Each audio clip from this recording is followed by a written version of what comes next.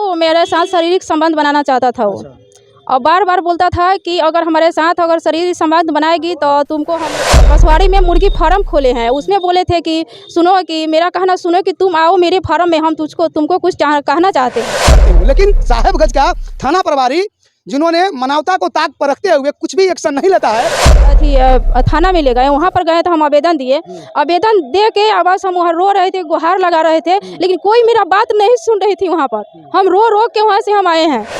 बड़ा बाबू की जांच होती है और जांच के बाद पीड़ित का जमकर कुटाई हो जाती है। यह जांच जो है साहेबगंज थाना का है, और थाना प्रभारी को इतना हिम्मत कहाँ से आती है कि 1 फरवरी को आवेदन दिया जाता है और उसके बाद पीड़ित महिला बार बार वहाँ जाती है। 1 फरवरी को पीड़ित महिला के ऊपर जो है चाकू से वार किया गया है और असामाजिक तत्व के लोग हैं, और फिर 7 फरवरी को महिला को दबाकर कूटा जाता है और थाना कान में तेल जाकर सोई रही है।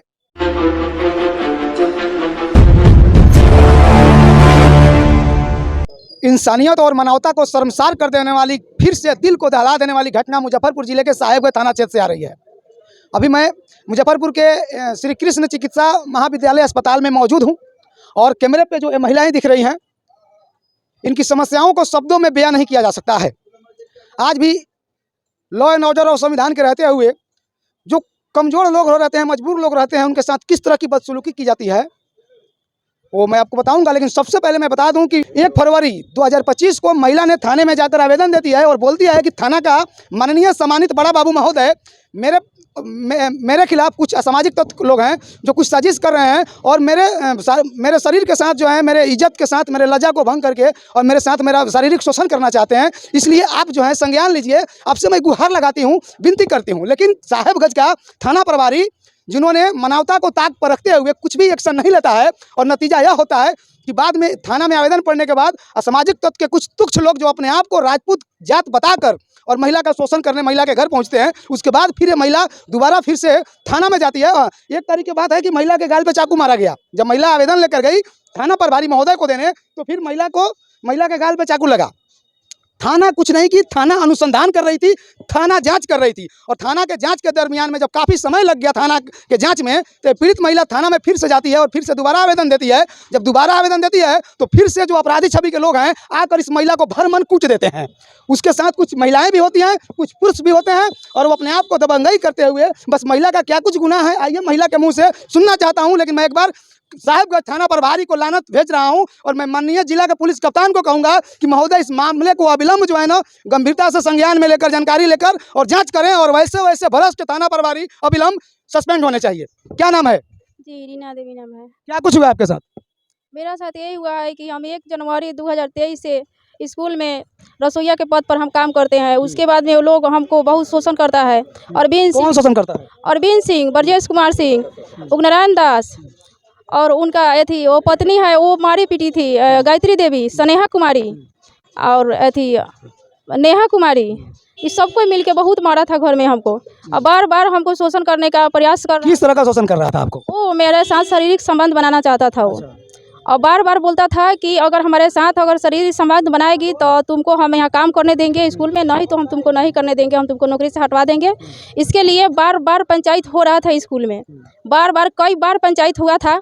उसके बाद में वो पप्पू सिंह, ब्रजेश कुमार जो है, वो एथी में बसवाड़ी में मुर्गी फार्म खोले हैं। उसमें बोले थे कि सुनो, कि मेरा कहना सुनो, कि तुम आओ मेरे फार्म में, हम तुमको कुछ कहना चाहते हैं।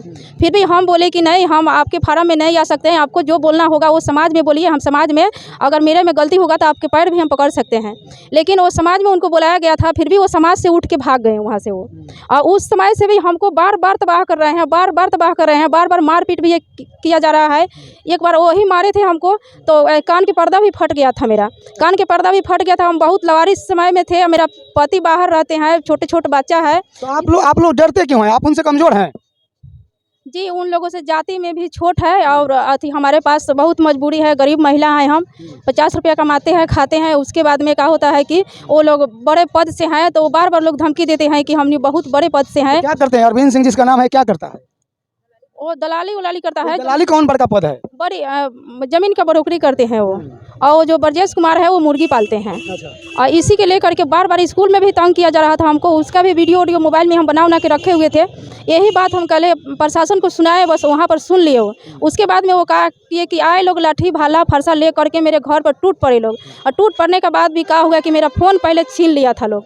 छीन लिया था तो कोई गया बचाने, तो वो फ़ोन का किया कि फोड़ दिया। फ़ोन वो देखा, फ़ोन को पूरा सकनाचूर कर दिया है लोग मेरा, कि ना इनके पास सबूत रहेगी और ना ये किसी को बताएगी और ना ये कुछ कर पाएगी। अच्छा, पहला घटना आपके पास आपके साथ कब हुआ? एक घटना हुआ था अथी 1 फरवरी को हुआ था हमारे साथ। 1 फरवरी को। तो घटना होने के बाद आप पुलिस थाने गए थे कि होने के पहले आपको ऐसा लगा तो गए थे? नहीं, जब घटना हो गई तो हम बहुत घायल स्थिति में थे। तो उस समय 112 आया तो हमको खुद अपने अथी से गाड़ी से ले गए और इलाज कराएं सदर हॉस्पिटल में। और उसके बाद में वो बोले कि चलिए कि इसे हमने सब है महिला को रक्षा करने के लिए कि हमने सब रक्षा करेंगे आपका। तो वही ले गए हमको अथी थाना में ले गए। वहाँ पर गए तो हम आवेदन दिए। आवेदन दे के आवाज़ हम वहाँ रो रहे थे, गुहार लगा रहे थे, लेकिन कोई मेरा बात नहीं सुन रही थी। वहाँ पर हम रो के वहाँ से हम आए हैं, लेकिन फिर भी कोई मेरा बात नहीं सुन रही थी। बोले जाइए आपका आवेदन लगा दिया है ना, हम अपना देख लेंगे हम। लेकिन फिर भी कोई सुनवाई नहीं हुआ। कल है होकर पेना ताके, परसों भी होकर पेना ताके, फिर भी दर्द के चलते मेरे से उठल नहीं जा रहा था। फिर भी दवा अपना ले करके फिर थाना पहुँचे। तो हम बोले कि मेरा आवेदन कहाँ है? आवेदन देखिए कि अभी तक ले कोई कार्रवाई नहीं हुआ है। और वो सब बोलता है कि थाना प्रशासन को अपना मुट्ठी में करके रखे हैं कि तू क्या कर लेगी, क्या उखाड़ ली है। उसके बाद में कहा हुआ था कि थाना वाला बोले कि बड़ा बाबू बोले कि हाँ तुम्हारा आवेदन रखा है, जाओ फिर से हम देख लेंगे। फिर से हम वहाँ से आ गए। कुछ दूर हम थाना से बाहर निकले। उसके बाद में चंदन कुमार डीएसपी साहब का गाड़ी वहाँ पहुँचा। उसके बाद में हम फिर आपस गए। हम उनका गाड़ी देख करके आपस गए। तो हम फिर बोले कि हमको साहब से मिलना है। तो वहाँ का कुछ लोग बोला कि नहीं साहब यहाँ पर नहीं मिल सकते हैं, कि ऑफिस पर साहब मिलेंगे।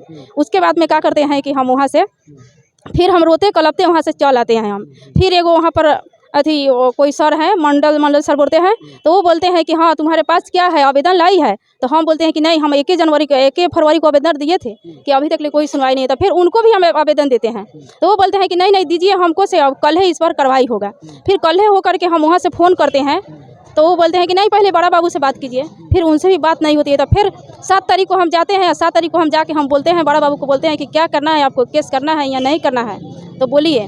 तो बोल रहे हैं कि हाँ जाइए, जो करना है वो कीजिए आप। लेकिन फिर आवेदन को फ़ोटो खींच करके आप भेजते हैं किसी के फ़ोन पर कि जाइए इसका जांच कीजिए। वही जाते हैं, जांच करते हैं। और जांच करने के बाद भी हमको लोग जम के पिटाई करता है। या घर में से 5 थान गहना रुपया पैसा कुछ रखे हुए थे वो पूरा लूट लेते हैं लोग। अटैची तोड़ फाड़ के, या कपड़ा लता जो होता है ऐसे पूरा लोग लेके चल जाता है। वाह, अरे कमाल की जांच! मतलब बड़ा बाबू की जांच होती है और जांच के बाद पीड़ित का जमकर कुटाई हो जाती है। यह जांच जो है साहेबगंज थाना का है। और साहेबगंज के थाना प्रभारी महोदय आवेदन का फोटो खींचकर अब किसी फोटो खींचवा टीम को दे दिए। अब ये आवेदन जांच के लिए दिए कि कुटाई के लिए दिए, ये भी जांच की विषय है। और ये महिला का आवेदन, देखिए फोन को भी तोड़ा गया है, ये सत्यता है।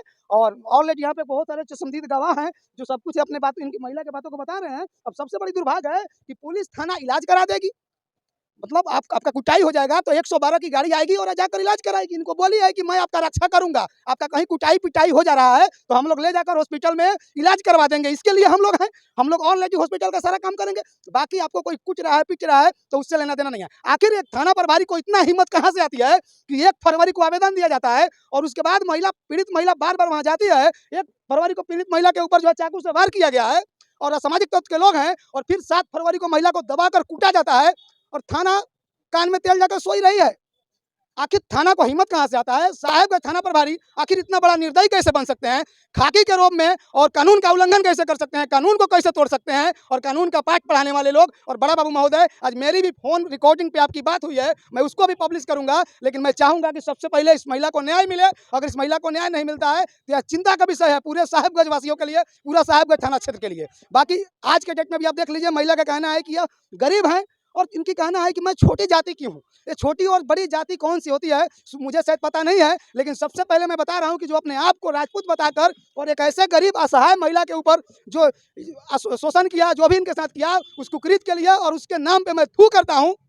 लेकिन मैं बस एक बार बिहार सरकार को भी कहना चाहता हूँ कि बिहार सरकार, अगर बिहार की पुलिसिया तंत्र अगर इस तरह से रहेगी तो ऐसे तमाम गरीबों का बिहार में क्या होगा, कौन देखेगा इनको? मुजफ्फरपुर के पुलिस जिला कप्तान को एक बार आपसे विनती करता हूं, निवेदन करता हूं कि इस मामले का जांच करके और महिला को न्याय मिलना चाहिए सर। और मैं कम से कम कहूँगा कि बड़ा बाबू इतना बड़ा अनर्थ किए हैं, जो 1 तारीख को बड़ा बाबू इस चीज़ को एक्सेप्ट किए हैं कि हाँ 1 तारीख को आवेदन आया था, और महिला बता रही है कि इनका चिट्ठी भी गुम हो गया, आवेदन ही गुम हो गया। मतलब कितना बेपरवाह एक बड़ा बाबू एक थाना की जिम्मेवारी लेकर और इतना बेपरवाह कैसे हो सकते हैं, यह सवाल है।